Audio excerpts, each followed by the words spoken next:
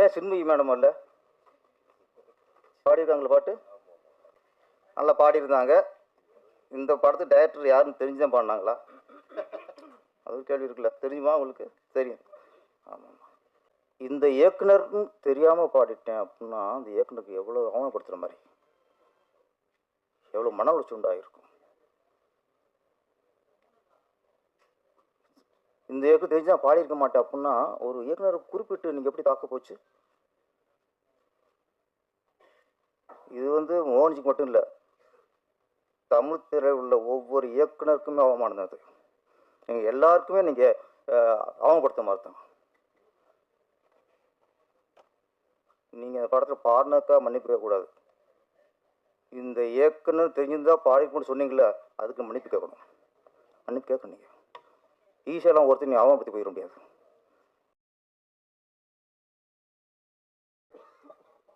ஊர்களின் பெயர்களை கொண்டு படம் எடுத்து இன்று எல்லா ஊர்களிலும் அவர் படம் தெரியும் அளவுக்கு சினிமா, அரசியல், சமூகம் என எத்துறையிலும் ஒரு புரட்சி பேச்சாளராக வலம் வந்து கொண்டிருக்கிற எங்கள் பேரன்புக்குரிய இயக்குனர் பேரரசு அவர்களை வாழ்த்துரை வழங்க அன்போடு அழைக்கிறேன்.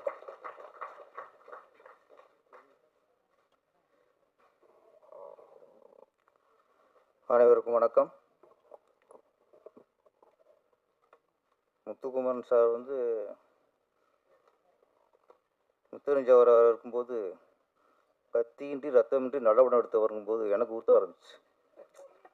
நம்ம எடுத்த படம்லாம் சரியில்லாத படமோ, அவர் எடுத்து நல்ல படமோ அப்படின்ட்டு நானும் ட்ரை பண்ணுறேன் சார். கத்தி இல்லாமல் ஒரு படம் எடுப்போம். நெல்லி சார் ட்ரை பண்ணுவாங்க. ரெட் லேபிள் தயாரிப்பாளர் லெனின். இப்போ லெனின் ரெட்டு ஓகே, லெனினுக்கும் ரெட்டுக்கும் சம்மந்தம் இருக்குது. லெனினுக்கும் ரெட் லேபிளுக்கும் சம்மந்தம் இருக்குது.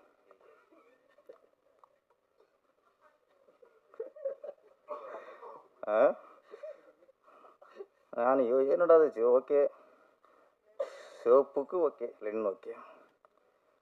அப்புறம் அவங்களே ஒரு முத்திரை குத்திட்டாங்க, எனக்கும் ரெட் லேப்புக்கும் சம்மந்தம் இல்லை, ரெட் லேப்புக்கும் எலெக்ஷன் சம்மந்தம் இருக்குது.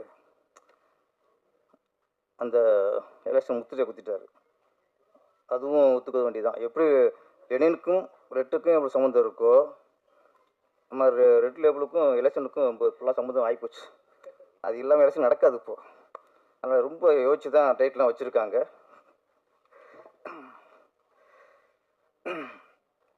இயக்குனர் வினோத் சார், வாழ்த்துக்கள் சார். ஆமாம், ட்ரெயில் ரொம்ப நல்லா இருந்துச்சு. ஹீரோ புதுசு மாதிரியே இது ஒரு ஃபிலிம்னு தெரில. ஆமாம், கேஷுவலாக அடிச்சுட்டு போயிட்டுருக்காரு. ஒரு அழகான கதாநாயகி அஸ்வின், நல்லா பண்ணியிருக்கீங்க. ஜோடி பத்து நல்லா இருக்குது, அது முக்கியம் இல்லை. அவங்க ஹீரோக்குங்க நீங்கள் என்ன நம்மள அம்புள்ள மாட்டி இருக்குன்னே ஆள் வருவாங்க. அப்படி லெனினுக்கும் அஸ்வினுக்கும் ஜோடி பொறுத்த படத்தில் நல்லா இருக்கு. ஆமாம், எப்படி கமல், ஸ்ரீதேவி, ரஜினி, ஸ்ரீபிரியா மாதிரி லெனின் அஸ்வின் ஜோடி பொறுத்த நல்லா இருக்கு. தொடரட்டும், ஜோடியும் தொடரட்டும், படங்களும் தொடர்ந்து எடுங்க.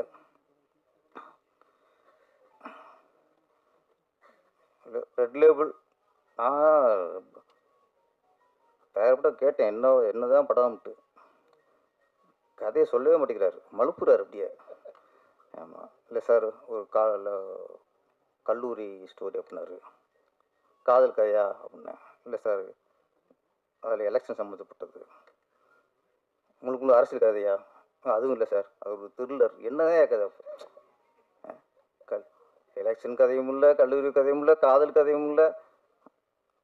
அப்படியே போட்டு சஸ்பென்ஸை ரொம்ப மெயின்டைன் பண்ணுறாரு. ரைட்டர் பார்த்திபன் சார் நல்ல விஷயம் சொன்னார். ரொம்ப காலத்துக்கு முன்னாடி நடந்தது சார், அது இப்போ திருப்பி ஆரம்பிச்சிருக்கு லெனின் சார் மூலியமாக. அப்போது ஏவிஎம், ஜெமினி, தேவர் ஃபிலிம்ஸ், மாடர்ன் தியேட்டர்ஸ், அந்த காலகட்டத்தில் முதல்ல அந்த கம்பெனி கதையை முடிவு பண்ணுவாங்க. கதையை முடிவு பண்ணதுக்கு அப்புறம் தான் இந்த கதையை யார் இயக்குனா நல்லா இருக்கும் அப்படின்னு அடுத்த இயக்குனரை முடிவு பண்ணுவாங்க. அப்புறம் இந்த கதைக்கு எந்த கதாநாயகன் கரெக்டாக இருப்பார் அப்படி அப்புறம் கதாநாயகன் முடிவு பண்ணுவாங்க. இது ஆரோக்கியமான சினிமா இதான் போய்க்கிருச்சு. ஏன்னா ஒரு படத்துக்கு கதை தான் முக்கியம். கதை தான் ஹீரோ, கதை தான் கதாநாயகி, கதை தான் இயக்குனர், கதை தான் முக்கியம். அப்போ ஆரம்பத்தில் இல்லை, அப்படியே கரெக்டாக போய்கிட்டு இருந்துச்சு. அப்புறம் பார்த்தா Sridhar, K Balachander sir, TR Bhagyaraj sir இப்பெல்லாம் வந்ததுக்கப்புறம் டைரக்டரே கதை திரைக்கதை யோசனை எழுதுனா தான் ஒரு முழுமையாக இருக்குமா தோணுச்சு. அதுக்கப்புறம் இயக்குனர்கிட்ட கதை கேட்பாங்க. கதை பிடிச்சிருந்தா அந்த கதைக்கு யார் ஹீரோ, பிரபு நல்லா இருக்குமா, கார்த்திக் நல்லா இருப்பாரா, சத்யராஜ் நல்லா இருப்பாரா, அந்த காலகட்டத்தில் அப்புறம் ஹீரோ முடிவு பண்ணுவாங்க. அது ஆரோக்கியமாக போய்கிட்டு இருந்துச்சு. அந்த இதெல்லாம் நல்ல படம்லாம் கட்ட அமைஞ்சது. இப்போது கதையை வந்து தயாரிப்பாளர் முடிவு பண்ணுறதில்ல, கதாநாயகன் முடிவு பண்ணுற காலமாக போச்சு. அவனுக்கு வேறு மாதிரி போயிட்டுருக்கு. இந்த காலகட்டத்தில் நான் வந்து தயாரிப்பாளராக லெனின் சார் நான் பாராட்டுறேன். ஒரு படத்துக்கு கதை தான் முக்கியம், முதல்ல கதையை முடிவு பண்ணுவோம். அப்படி கதையை தேடி இருக்காரு. அப்போ பொண்ணு பார்த்துமே சார்கிட்ட கூப்பிட்டு கதை கேட்டிருக்காரு. கதை பிடிச்சிருக்கு, லைன் பிடிக்கல, கதையே பிடிச்சிருக்கு. கதையை ஃபுல்லாக பண்ணி ஃபுல்லாக ரெடி பண்ணதுக்கப்புறம் அப்போ இந்த கதைக்கு ஒரு நல்ல இயக்குனரை, சரியான இயக்குனரை போடுவோம். அப்புறம்தான் இயக்குனர் வினோத்தை முடிவு பண்ணியிருக்காங்க. இதில் ஒரு படம் நல்லா வந்திருக்குங்கிறதுக்கான நம்பிக்கை இருக்கலாம். ஒரு கதை தான் முக்கியம். அப்போ கதையை அதுக்கப்புறம் டைரக்டர் முடிவு பண்ணி இந்த கதைக்கு நம்ம கரெக்டாக இருப்போமா, ஹீரோ கரெக்டாக இருப்போமா, காலேஜ் ஸ்டூடெண்ட் ஸ்டேட்டஸ் நல்லா இருக்குது, அதில் கொஞ்சம் மாற்றுவோம் அப்படின்னு சொல்லி அதுக்கு ஒரு மாற்றம் பண்ணி ஒரு இந்த ரெட் லேபிள் முறையாக எடுக்கப்பட்ட படம் அப்படிங்கிறதுக்கு பொன் பற்றி சொன்ன உதாரணம். அடுத்து இந்த படத்தில் அவர் என்ன சுரந்தில் என்னென்னவோ நடிகை வேல், நடிகர் திலகம், உலக நாயகன் எல்லாம் சொல்கிறாங்க. இப்போ ஒரு நடிகர் உருவாகிட்டு இருக்காரு. அவருக்கு பட்டத்தை தேட வேண்டியிருக்கு. இப்போ என்ன பட்டம்ட்டு என்ன கோவை திலகம் வைக்கலாமா? இப்போ உலக நாயகன் டைட்டில் விட்டுருச்சாச்சா? அப்போ அவர் விட்டு கொடுத்துட்டாரு, அது கூட வச்சுக்கலாம். எங்கள் சங்க தலைவர் அவர் உதயகுமார், நடிகர் உதயகுமார் அவர்கள் இன்னைக்கு வந்து நடிகராக உட்காந்துருக்காரு. ட்ரெயிலில் பார்க்கும்போது அந்த கெட்டப் சூப்பர்.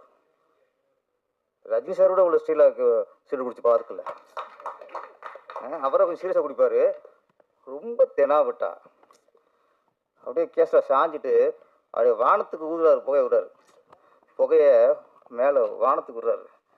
ஆமாம், ஒரு நல்ல நடிகர் உருவாகிட்டு இருக்காரு. சார், எங்கள் ஆள்கிட்ட நல்ல வேலை வாங்கியிருக்கிய. அவர் வேலை வாங்கிட்டு சாதாரண விஷயம் இல்லை, நல்ல வேலை வாங்கியிருக்கிய. நம்ம பொன் பார்த்து சொன்ன ஒரு விஷயம் சொன்னார். ஒரு நடிகர் கதை கேட்டோம், கமிட் ஆகிட்டோம், ஓகே. ஒரு நடிகர் கதை பிடிச்சி கமிட் ஆகிட்டா அந்த இயக்குனர்கிட்ட ஃப்ரீடம் விட்டணும். நம்புனா அது நடிக்கணும், நம்பிக்கையிலே நடிக்கக்கூடாது. அப்போ நீ கதையை கேட்டுட்டு நம்பி உள்ளே போயிட்டா அவனை போட்டு டார்ச் பண்ணக்கூடாது, டேரக்டர் டார்ச் பண்ணக்கூடாது.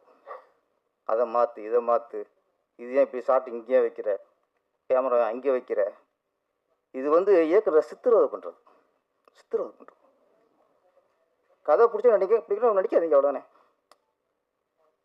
உதயகுமார் சார் கதை கேட்டிருக்காரு, பிடிச்சி போச்சு. படம் முடிகிற வரைக்கும் ஒன்றுமே சொல்லலை, சமத்தான நடிகர் அவர். ஒன்று அப்பப்போ கேட்டால் இது வேற நடிக்க வளர்ந்து வந்துக்கிட்டு இருக்கோம் அப்படின்னு அது ஒன்று இருக்குது. ஃபுல்லாக விட்டார். படம் பார்த்துருக்காரு. படம் பார்த்துட்டு அவரோட கருத்து இப்படி மாற்றிக்கலாமா, மாற்றிக்கலாமா, ஓகே.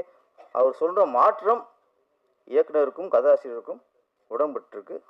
அப்போ சொன்ன மாதிரி சேஞ்ச் பண்ணியிருக்காங்க. அப்போ சொன்ன விஷயம் சரி அப்படிங்கிறனால தான் இன்றைக்கி மேடையில் ஓப்பனாக சொல்கிறாரு கதாசிரியர்.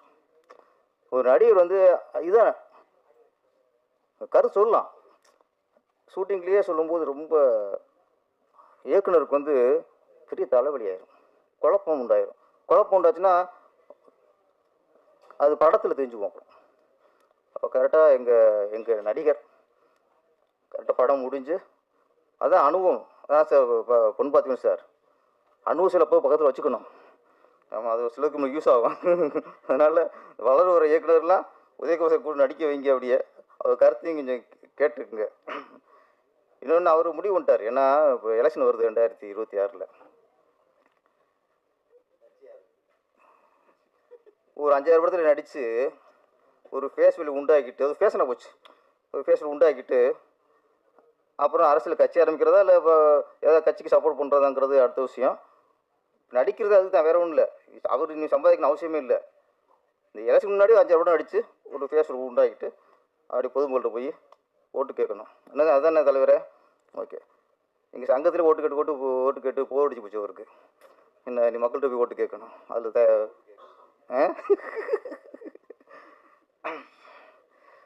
அப்புறம் அந்த படத்தில் மிஸ்டர் கைலாஷ் மேனன். தமிழ்நாட்டில் தான் நம்ம வந்து கைலாஷ் மேனன் சொல்லலாம், சமீரா ரெட்டின்னு சொல்லலாம், ராகு எல்லாம் சொல்லலாம். நம்ம நாட்டில் உள்ள ஜாதி, தமிழ்நாட்டில் ஜாதி சொல்ல முடியாது. எங்கே நம்ம இப்போ நான் ஒரு பேரை சொல்லி மிஸ்டர் ரமேஷ் பண்ணியும் சொல்ல முடியாது,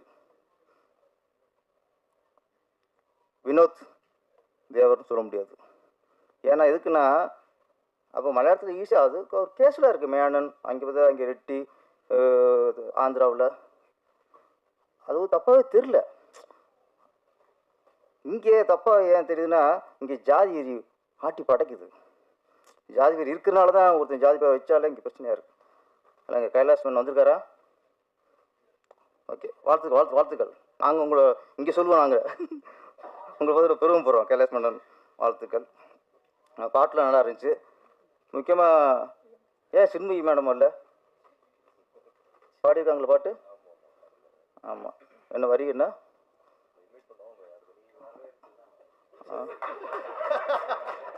இந்த கோயம்புத்தூர் குசும்புங்க இல்லை, இந்த கோயம்புத்தூர் குசும்புக்கு இதுதான் நல்லா பாடியிருந்தாங்க. இந்த படத்து டைரக்டர் யாருன்னு தெரிஞ்சுதான் பாடினாங்களா? அது கேள்வி இருக்குல்ல, தெரியுமா உங்களுக்கு? தெரியும். ஆமாம், சின்ன படங்கள் இந்த மாதிரி படங்கள்லாம் ஒரு படத்தை முடித்து ரிலீஸ் பண்ணுறதே பெரிய விஷயமா இருக்குது, வியாபாரமாகிறதே பெரிய விஷயமா இருக்குது. இந்த நேரத்தில் அந்த படத்தை டேமேஜ் பண்ணுற மாதிரி, அந்த வியாபாரத்தை டேமேஜ் பண்ணுற மாதிரி, ஆமாம், அது ரொம்ப வருத்தமாக இருக்குது. ஒரு பாடகி அப்படிங்கும்போது சுச்சுவேஷன் கேட்பாங்க. இந்த சுச்சுவேஷன் பாட மாட்டேன்னா ஓகே, வரிகள் நல்லா இல்லை, வார்த்தை நல்லா இல்லை அப்படின்னா படிக்கும்போது தெரிஞ்சுவோம்ல, அவாய்ட் பண்ணிடலாம். இல்லை தெரியாமல் பாடிட்டேன், பொருள் தெரியாமல் பாடிட்டேன் அப்படின்னு சொல்லலாம். ஆனால் ஒரு படத்துக்கு கேப்டன் இயக்குனர், அவன் தான் முழுமையானவன். படத்தை உருவாக்குறவங்க இயக்குனர் தான். இந்த இயக்குனர்னு தெரியாமல் பாடிட்டேன் அப்படின்னா அந்த இயக்குனருக்கு எவ்வளோ அவமானப்படுத்துகிற மாதிரி, எவ்வளோ மன உளைச்சல் உண்டாகிருக்கும். இந்த இயக்குனர் தெரிஞ்சால் பாடியிருக்க மாட்டேன் அப்படின்னா ஒரு இயக்குனரை குறிப்பிட்டு நீங்கள் எப்படி தாக்க போச்சு? இது வந்து மோகன்ஜிக்கு மட்டும் இல்லை, தமிழ் திரையில் உள்ள ஒவ்வொரு இயக்குனருக்குமே அவமானம் அது. நீங்கள் எல்லாருக்குமே நீங்கள் அவமானப்படுத்த மாதிரி தான். நீங்கள் அந்த படத்தில் பாடினதுக்காக மன்னிப்பு கேட்கக்கூடாது. இந்த இயக்குனர் தெரிஞ்சிருந்தால் பாடிக்கணும்னு சொன்னீங்களா, அதுக்கு மன்னிப்பு கேட்கணும். மன்னிப்பு கேட்கணும். நீங்கள் ஈஸியெல்லாம் ஒருத்தர் நீ அவமானப்படுத்தி போயிட முடியாது. ஒரு இயக்குனர் ஒரு படத்தை ஒருத்தன் கதையை சொல்லி பிடிச்சி அதை முடிச்சு உயிர் போகுதுங்க. இங்கே ஒரு இயக்குனருக்கும் ஈஸியாக வந்து எப்படி இயக்குனர் அவமானப்படுத்துவீங்க? நீங்கள் ஒரு பாட்டு ஜானகி மேடம் சுசிலா மேடத்திற்குலாம் இங்கே யாரும் ஒரு பெரிய பாடலை உருவாக்க முடியாதுங்க. ஜானகி மேடம் எவ்வளோ ஒரு பாடகி அவங்க. நேற்று ராத்திரி அம்மா பாடினாங்க. அதுக்கு எத்தனை நல்ல அற்புதம் பாடலாம் பாடியிருக்காங்க. அந்த பாடம் அவங்களுக்கு என்ன சீப்பாகி விட்டார்கள் என்ன? குறிப்பிட்ட ஒரு இயக்குனரையோ தயாரிப்பாளரையோ சொல்லி அவமானப்படுத்துறதுக்கு யாருக்குங்க உரிமை இல்லை. இந்த படத்தை பாட்டு நல்லா பாடியிருக்காங்க, ரசிக்கிறோம். நீங்கள் ஒரு பாடகி, பாடுங்க, தொடர்ந்து பாடுங்க. ஏற்கனவே உங்களுக்கு தடைன்னே சொன்னீங்க. இப்போ அது இது இல்லை உங்கள் திறமை நெரிச்சு பாடிட்டு போங்க. உங்களை சுச்சுவேஷன் கேளுங்க. பாட்டில் ஒரு பாட்டை படித்து பாருங்க. பிடிச்சிருந்தா பாடுங்க, இல்லைன்னா போங்க. பாடி முடிச்சுட்டு சம்பளம் வாங்கிட்டு அதுக்கப்புறம் ரிலீஸ் அவங்க வியாபார டயத்தில் போய் ஒரு படத்தை டிஸ்டர்ப் பண்ணாதீங்க. இந்த படத்தில் அவங்க பாட்டுக்கு சந்தோஷம் தான். இந்த படம் பாட்டு நல்ல ஹிட் ஆகும். ரெட் லேபிள் லெனின் சார் ரொம்ப ஒரு நம்பிக்கையோட ஒரு கதையை நம்பி ஒரு நல்ல இயக்குனரை நம்பி ஒரு நல்ல படம் எடுத்திருக்கிறாரு. இந்த படம் மிகப்பெரிய வெற்றி அடைய வேண்டும். லெனின் அவர் தொடர்ந்து நீங்கள் படம் பண்ணுவீங்க. உங்கள்கிட்ட அந்த ஒரு கட்சி இருக்குது உங்களுக்கு. ஆமாம், இந்த படம் வெற்றி அடைய வாழ்த்துக்கள். நன்றி, வணக்கம்.